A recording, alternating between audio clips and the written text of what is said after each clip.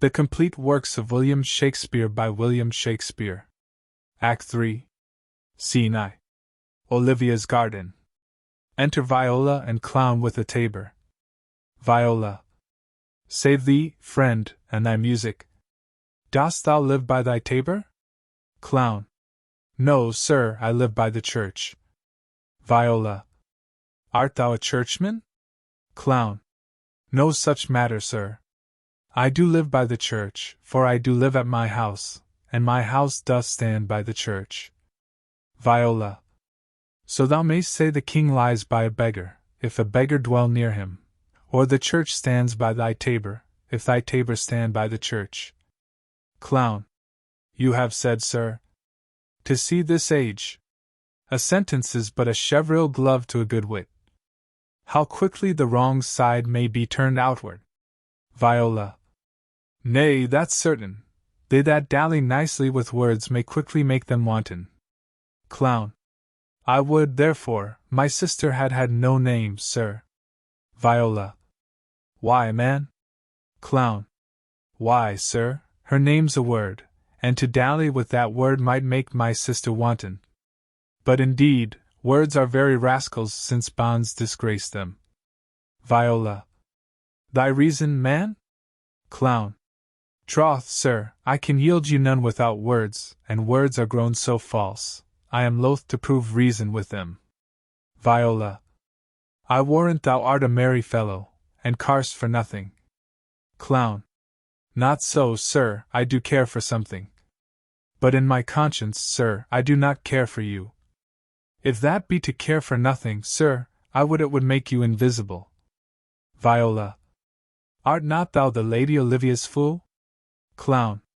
No, indeed, sir, the Lady Olivia has no folly. She will keep no fool, sir, till she be married, and fools are as like husbands as pilchards are to herrings, the husband's the bigger. I am indeed not her fool, but her corrupter of words. Viola. I saw thee late at the Count Orsino's. Clown.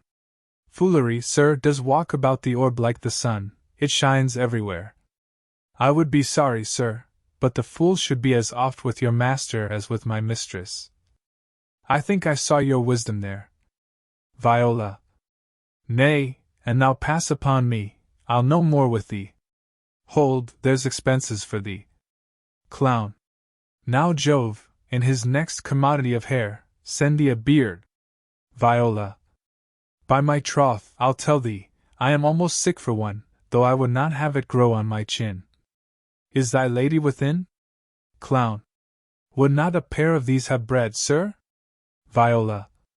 Yes, being kept together, and put to use. Clown. I would play Lord Pandarus of Phrygia, sir, to bring a Cressida to this Troilus. Viola. I understand you, sir, 'tis well begged. Clown. The matter, I hope, is not great, sir, begging but a beggar, Cressida was a beggar. My lady is within, sir. I will conster to them whence you come, who you are and what you would are out of my welkin. I might say, element, but the word is overworn. Exit. Viola. This fellow is wise enough to play the fool, and to do that well, craves a kind of wit. He must observe their mood on whom he jests, the quality of persons, and the time, and like the haggard, check at every feather that comes before his eye.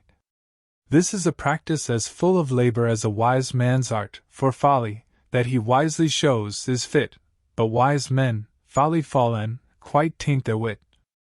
Enter Sir Toby and Sir Andrew. Sir Toby. Save you, gentlemen. Viola. And you, sir?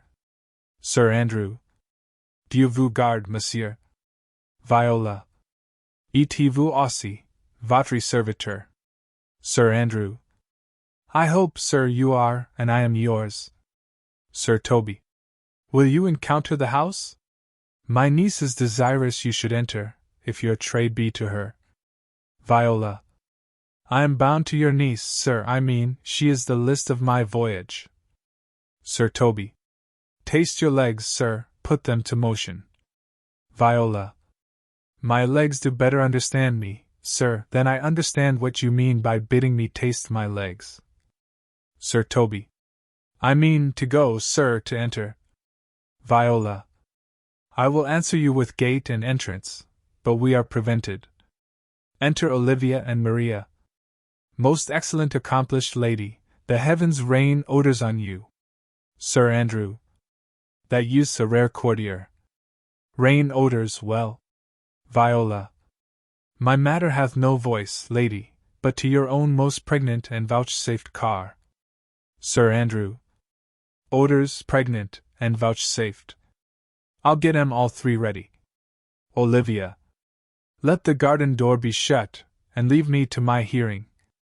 Excellent Sir Toby, Sir Andrew and Maria. Give me your hand, sir. Viola. My duty, madam, and most humble service. Olivia. What is your name? Viola. Cesario is your servant's name, fair princess. Olivia. My servant, sir. 'Twas never merry world, since lowly feigning was called compliment, Yar servant to the Count Orsino youth. Viola. And he is yours, and his must needs be yours. Your servant's servant is your servant, madam. Olivia. For him, I think not on him, for his thoughts, would they were blanks rather than filled with me. Viola. Madam, I come to wet your gentle thoughts on his behalf. Olivia. Oh, by your leave, I pray you. I bade you never speak again of him. But would you undertake another suit, I had rather hear you to solicit that than music from the spheres. Viola. Dear Lady Olivia. Give me leave, beseech you. I did send, after the last enchantment you did here, a ring in chase of you. So did I abuse myself, my servant, and I fear me you. Under your hard construction must I sit, to force that on you in a shameful cunning, which you knew none of yours. What might you think? Have you not set mine honor at the stake, and baited it with all unmuzzled thoughts that tyrannous heart can think? To one of your receiving enough is shown. A cypress, not a bosom, hides my heart, so let me hear you speak. Viola. I pity you. Olivia. That's a degree to love. Viola. No, not a grise, for 'tis a vulgar proof that very oft we pity enemies. Olivia. Why then methinks 'tis time to smile again. O world, how apt the poor are to be proud. If one should be a prey, how much the better to fall before the lion than the wolf. Clock strikes. The clock upbraids me with the waste of time. Be not afraid, good youth, I will not have you. And yet, when wit and youth is come to harvest, your wife is like to reap a proper man. There lies your way due west. Viola. Then westward ho! Grace and good disposition attend your ladyship. You'll nothing, madam, to my lord by me? Olivia. Stay, I prithee tell me what thou think'st of me. Viola. That you do think you are not what you are. Olivia. If I think so, I think the same of you. Viola. Then think you right, I am not what I am. Olivia. I would you were as I would have you be. Viola. Would it be better, madam, than I am? I wish it might, for now I am your fool. Olivia. Oh, what a deal of scorn looks beautiful in the contempt and anger of his lip. A murderous guilt shows not itself more soon than love that would seem hid. Love's night is noon. Cesario, by the roses of the spring, by maidhood, honor, truth, and everything I love thee so, that maugre all thy pride, nor wit nor reason can my passion hide. Do not extort thy reasons from this clause, for that I woo, thou therefore hast no cause, but rather reason thus with reason fetter, love sought is good, but given unsought is better. Viola. By innocence I swear, and by my youth, I have one heart, one bosom, and one truth, and that no woman has, nor never none shall mistress be of it, save I alone. And so adieu, good madam, never more will I my master's tears to you deplore. Olivia. Yet come again, for thou perhaps mayst move that heart, which now abhors, to like his love. Exeunt. Scene 2. A room in Olivia's house. Enter Sir Toby, Sir Andrew and Fabian. Sir Andrew. No, faith, I'll not stay a jot longer. Sir Toby. Thy reason, dear Venom, give thy reason. Fabian. You must needs yield your reason, Sir Andrew. Sir Andrew. Mary, I saw your niece do more favours to the Count's serving-man than ever she bestowed upon me. I sought ith orchard. Sir Toby. Did she see thee the while, old boy? Tell me that. Sir Andrew. As plain as I see you now. Fabian. This was a great argument of love in her toward you. Sir Andrew. Slight. Will you make an ass o' me? Fabian. I will prove it legitimate, sir, upon the oaths of judgment and reason. Sir Toby. And they have been grand jurymen since before Noah was a sailor. Fabian. She did show favour to the youth in your sight only to exasperate you, to awake your dormouse valour, to put fire in your heart and brimstone in your liver. You should then have accosted her, and with some excellent jests, fire new from the mint, you should have banged the youth into dumbness. This was looked for at your hand, and this was balked. The double guilt of this opportunity you let time wash off, and you are now sailed into the north of my lady's opinion, where you will hang like an icicle on Dutchman's beard, unless you do redeem it by some laudable attempt, either of valour or policy. Sir Andrew. And be any way, it must be with valour, for policy I hate. I had as lief be a brownist as a politician. Sir Toby. Why, then, build me thy fortunes upon the basis of valour. Challenge me the Count's youth to fight with him. Hurt him in 11 places. My niece shall take note of it, and assure thyself there is no love-broker in the world can more prevail in man's commendation with woman than report of valour. Fabian. There is no way but this, Sir Andrew. Sir Andrew. Will either of you bear me a challenge to him? Sir Toby. Go, write it in a martial hand, be cursed and brief, it is no matter how witty, so it be eloquent and full of invention. Taunt him with a license of ink. If thou thou'st him some thrice, it shall not be amiss, and as many lies as will lie in thy sheet of paper, although the sheet were big enough for the bed of where in England, set 'em down. Go about it. Let there be gall enough in thy ink, though thou write with a goose pen, no matter. About it. Sir Andrew. Where shall I find you?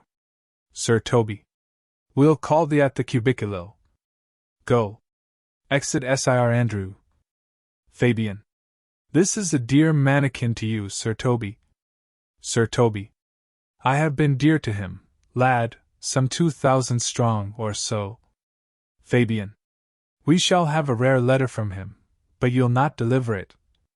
Sir Toby. Never trust me then.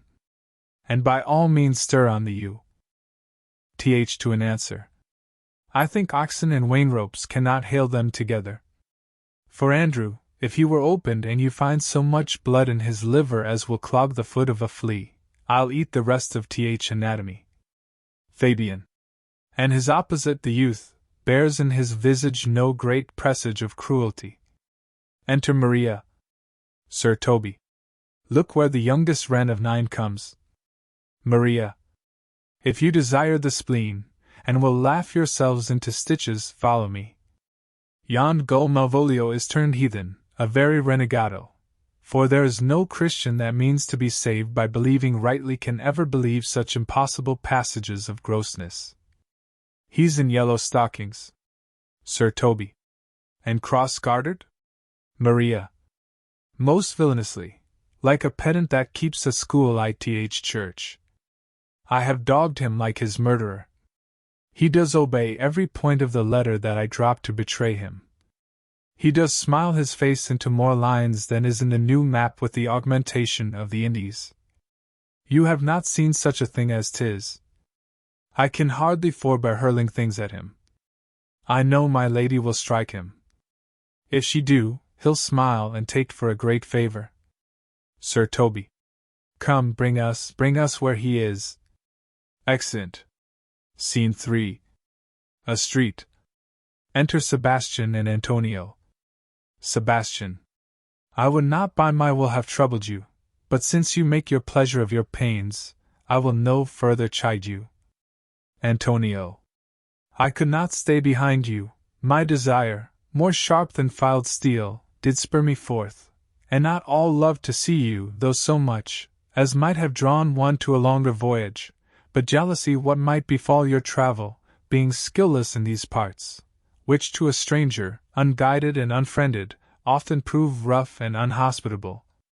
My willing love, the rather by these arguments of fear, set forth in your pursuit. Sebastian.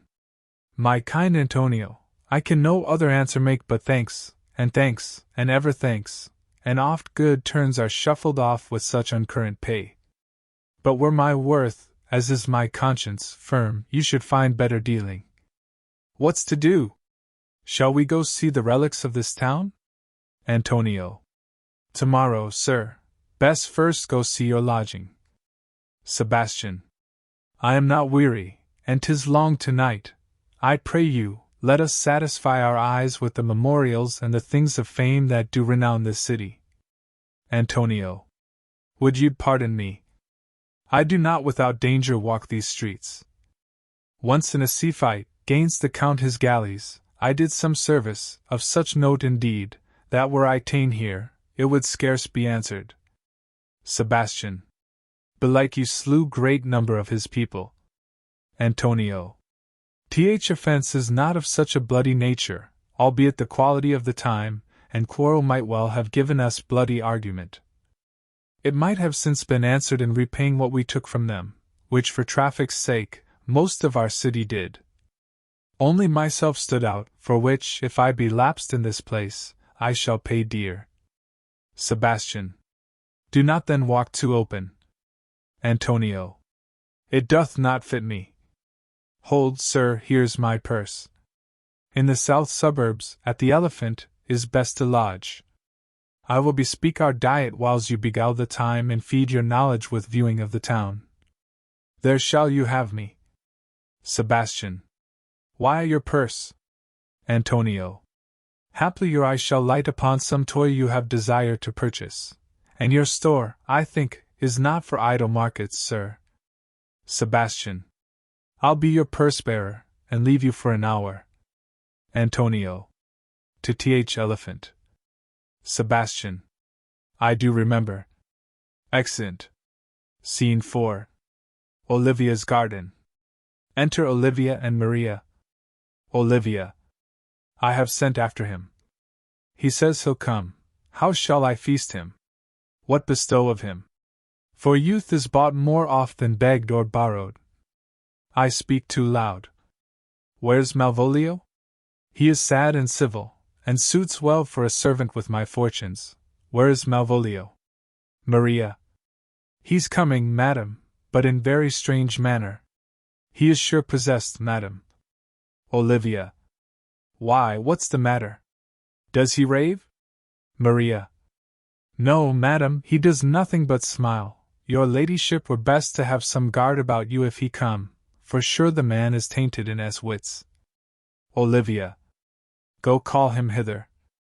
I'm as mad as he, if sad and merry madness equal be. Enter Malvolio. How now, Malvolio? Malvolio. Sweet lady, ho, ho! Olivia. Smilst thou? I sent for thee upon a sad occasion. Malvolio. Sad lady? I could be sad. This does make some obstruction in the blood, this cross-gartering. But what of that? If it please the eye of one, it is with me as the very true sonnet is, please one, and please all. Olivia. Why, how dost thou, man? What is the matter with thee? Malvolio. Not black in my mind, though yellow in my legs. It did come to his hands, and commands shall be executed. I think we do know the sweet Roman hand. Olivia. Wilt thou go to bed, Malvolio? Malvolio. To bed? Aye, sweetheart, and I'll come to thee. Olivia. God comfort thee. Why dost thou smile so, and kiss thy hand so oft? Maria. How do you, Malvolio? Malvolio. At your request? Yes, nightingales answer daws.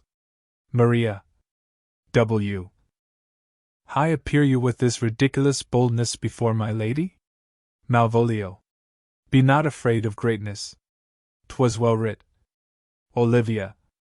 What mean'st thou by that, Malvolio? Malvolio. Some are born great, Olivia. Ha! Malvolio. Some achieve greatness, Olivia. What say'st thou? Malvolio. And some have greatness thrust upon them. Olivia. Heaven restore thee! Malvolio. Remember who commended thy yellow stockings, Olivia. Thy yellow stockings? Malvolio. And wished to see thee cross-gartered. Olivia. Cross-gartered? Malvolio. Go to, thou art made, if thou deservest to be so, Olivia. Am I made? Malvolio. If not, let me see thee a servant still. Olivia. Why, this is very midsummer madness. Enter servant. Servant. Madam, the young gentleman of the Count Orsino's is returned. I could hardly entreat him back. He attends your ladyship's pleasure. Olivia. I'll come to him. Exit servant. Good Maria, let this fellow be looked to. Where's my cousin Toby? Let some of my people have a special care of him. I would not have him miscarry for the half of my dowry. Exeunt Olivia and Maria. Malvolio. Oh ho, do you come near me now? No worse man than Sir Toby to look to me. This concurs directly with the letter she sends him on purpose, that I may appear stubborn to him, for she incites me to that in the letter. Cast thy humble slough, says she, be opposite with a kinsman, surly with servants, let thy tongue tang with arguments of state, put thyself into the trick of singularity, and consequently, sets down the manner how, as, a sad face, a reverent carriage, a slow tongue, in the habit of some sir of note, and so forth. I have limed her, but it is Jove's doing, and Jove make me thankful. And when she went away now, let this fellow be looked to, fellow, not Malvolio, nor after my degree, but fellow. Why, everything adheres together, that no dram of a scruple, no scruple of a scruple, no obstacle, no incredulous or unsafe circumstance. What can be said? Nothing that can come between me and the full prospect of my hopes. Well, Jove, not I, is the doer of this, and he is to be thanked. Enter Sir Toby, Fabian and Maria. Sir Toby. Which way is he, in the name of sanctity? If all the devils of hell be drawn in little, and Legion himself possessed him, yet I'll speak to him. Fabian. Here he is, here he is. How is't with you, sir? How is't with you, man? Malvolio. Go off, I discard you. Let me enjoy my private. Go off. Maria. Lo, how hollow the fiend speaks within him. Did not I tell you? Sir Toby, my lady prays you to have a care of him. Malvolio. Ah ha! Does she so? Sir Toby. Go to, peace, peace, we must deal gently with him. Let me alone. How do you, Malvolio? How is't with you? What, man? Defy the devil. Consider, he's an enemy to mankind. Malvolio. Do you know what you say? Maria. La you, and you speak ill of the devil, how he takes it at heart. Pray God he be not bewitched. Fabian. Carry his water to th wise woman. Maria. Marry, and it shall be done tomorrow morning if I live. My lady would not lose him for more than I'll say. Malvolio. How now, mistress? Maria. O Lord! Sir Toby. Prithee hold thy peace, this is not the way. Do you not see you move him? Let me alone with him. Fabian. No way but gentleness, gently, gently. The fiend is rough, and will not be roughly used. Sir Toby. Why, how now, my bawcock? How dost thou, Chuck? Malvolio. Sir Toby. I biddy come with me. What, man, 'tis not for gravity to play at cherry pit with Satan. Hang him, Fall Collier! Maria. Get him to say his prayers, good Sir Toby, get him to pray. Malvolio. My prayers, minx? Maria. No, I warrant you, he will not hear of godliness. Malvolio. Go, hang yourselves all. You are idle, shallow things. I am not of your element. You shall know more hereafter. Exit. Sir Toby. Is't possible? Fabian. If this were played upon a stage now, I could condemn it as an improbable fiction. Sir Toby. His very genius hath taken the infection of the device, man. Maria. Nay, pursue him now, lest the device take air and taint. Fabian. Why, we shall make him mad indeed. Maria. The house will be the quieter. Sir Toby. Come, we'll have him in a dark room and bound. My niece is already in the belief that he's mad. We may carry it thus for our pleasure, and his penance, till our very pastime, tired out of breath, prompt us to have mercy on him, at which time we will bring the device to the bar, and crown thee for a finder of madmen. But see! Enter Sir Andrew. Fabian. More matter for a May morning. Sir Andrew. Here's the challenge, read it. I warrant there's vinegar and pepper in't. Fabian. Is so saucy? Sir Andrew. Aye, is't, I warrant him. Do but read. Sir Toby. Give me. Reads. Youth, whatsoever thou art but a scurvy fellow. Fabian. Good and valiant. Sir Toby. Wonder not, nor admire not in thy mind, why I do call thee so, for I will show thee no reason for't. Fabian. A good note, that keeps you from the blow of the law. S. Ir Toby. Thou comest to the Lady Olivia, and in my sight she uses thee kindly, but thou least in thy throat, that is not the matter I challenge thee for. Fabian. Very brief, and to exceeding good sense less. Sir Toby. I will waylay thee going home, where if it be thy chance to kill me, Fabian. Good. Sir Toby. Thou kill'st me like a rogue and a villain. Fabian. Still you keep OTH windy side of the law. Good. Sir Toby. Fare thee well, and God have mercy upon one of our souls. He may have mercy upon mine, but my hope is better, and so look to thyself. Thy friend, as thou usest him, and thy sworn enemy, Andrew Aguecheek. If this letter move him not, his legs cannot. I'll give't him. Maria. You may have very fit occasion for't. He is now in some commerce with my lady, and will by and by depart. Sir Toby. Go, Sir Andrew. Scout me for him at the corner of the orchard, like a bum bailey. So soon as ever thou sayest him, draw, and as thou drawest, swear horrible, for it comes to pass oft that a terrible oath, with a swaggering accent sharply twanged off, gives manhood more approbation than ever proof itself would have earned him. Away. Sir Andrew. Nay, let me alone for swearing.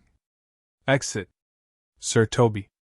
Now will not I deliver his letter, for the behavior of the young gentleman gives him out to be of good capacity and breeding. His employment between his lord and my niece confirms no less. Therefore this letter, being so excellently ignorant, will breed no terror in the youth. He will find it comes from a clodpole. But, sir, I will deliver his challenge by word of mouth, set upon Aguecheek notable report of valor, and drive the gentleman, as I know his youth will aptly receive it, into a most hideous opinion of his rage, skill, fury, and impetuosity. This will so fright them both that they will kill one another by the look, like cockatrices. Enter Olivia and Viola. Fabian. Here he comes with your niece. Give them way till he take leave, and presently after him. Sir Toby. I will meditate the while upon some horrid message for a challenge. Exeunt Sir Toby, Fabian and Maria. Olivia. I have said too much unto a heart of stone, and laid mine honour too unchariot. There's something in me that reproves my fault, but such a headstrong potent fault it is, that it but mocks reproof. Viola. With the same haviour that your passion bears goes on my master's griefs. Olivia. Here, wear this jewel for me, 'tis my picture. Refuse it not, it hath no tongue to vex you. And I beseech you come again tomorrow. What shall you ask of me that I'll deny, that honour saved, may upon asking give? Viola. Nothing but this, your true love for my master. Olivia. How with mine honour may I give him that which I have given to you? Viola. I will acquit you. Olivia. Well, come again tomorrow. Fare thee well. A fiend like thee might bear my soul to hell. Exit. Enter Sir Toby and Fabian. Sir Toby. Gentlemen, God save thee. Viola. And you, sir? Sir Toby. That defence thou hast, betake thee to't. Of what nature the wrongs are thou hast done him, I know not, but thy interceptor, full of despite, bloody as the hunter, attends thee at the orchard end. Dismount thy tuck, be yare in thy preparation, for thy assailant is quick, skilful, and deadly. Viola. You mistake, sir. I am sure no man hath any quarrel to me. My remembrance is very free and clear from any image of offence done to any man. Sir Toby. You'll find it otherwise, I assure you. Therefore, if you hold your life at any price, betake you to your guard, for your opposite hath in him what youth, strength, skill, and wrath can furnish man withal. Viola. I pray you, sir, what is he? Sir Toby. He is knight, dubbed with unhatched rapier, and on carpet consideration, but he is a devil in private brawl. Souls and bodies hath he divorced 3, and his incensement at this moment is so implacable that satisfaction can be none but by pangs of death and sepulchre. Hob nob is his word, give't or take't. Viola. I will return again into the house and desire some conduct of the lady. I am no fighter. I have heard of some kind of men that put quarrels purposely on others to taste their valor. Belike this is a man of that quirk. Sir Toby. Sir, no. His indignation derives itself out of a very competent injury. Therefore, get you on and give him his desire. Back you shall not to the house, unless you undertake that with me which with as much safety you might answer him. Therefore on, or strip your sword stark naked, for meddle you must, that's certain, or forswear to wear iron about you. Viola. This is as uncivil as strange. I beseech you, do me this courteous office, as to know of the knight what my offence to him is. It is something of my negligence, nothing of my purpose. Sir Toby. I will do so. Signor Fabian, stay you by this gentleman till my return. Exit Sir Toby. Viola. Pray you, sir, do you know of this matter? Fabian. I know the knight is incensed against you, even to a mortal arbitrament, but nothing of the circumstance more. Viola. I beseech you, what manner of man is he? Fabian. Nothing of that wonderful promise, to read him by his form, as you are like to find him in the proof of his valor. He is indeed, sir, the most skilful, bloody, and fatal opposite that you could possibly have found in any part of Illyria. Will you walk towards him? I will make your peace with him if I can. Viola. I shall be much bound to you for't. I am one that had rather go with Sir Priest than Sir Knight. I care not who knows so much of my mettle. Exeunt. Enter Sir Toby and Sir Andrew. Sir Toby. Why, man, he's a very devil. I have not seen such a Furgo. I had a pass with him, rapier, scabbard, and all, and he gives me the stucken with such a mortal motion that it is inevitable, and on the answer, he pays you as surely as your feet hits the ground they step on. They say he has been fencer to the Sophy. Sir Andrew. Pox on't, I'll not meddle with him. Sir Toby. Aye, but he will not now be pacified, Fabian can scarce hold him yonder. Sir Andrew. Plague on't, and I thought he had been valiant, and so cunning in fence, I'd have seen him damned ere I'd have challenged him. Let him let the matter slip, and I'll give him my horse, Grey Capulet. Sir Toby. I'll make the motion. Stand here, make a good show on't. This shall end without the perdition of souls. Aside.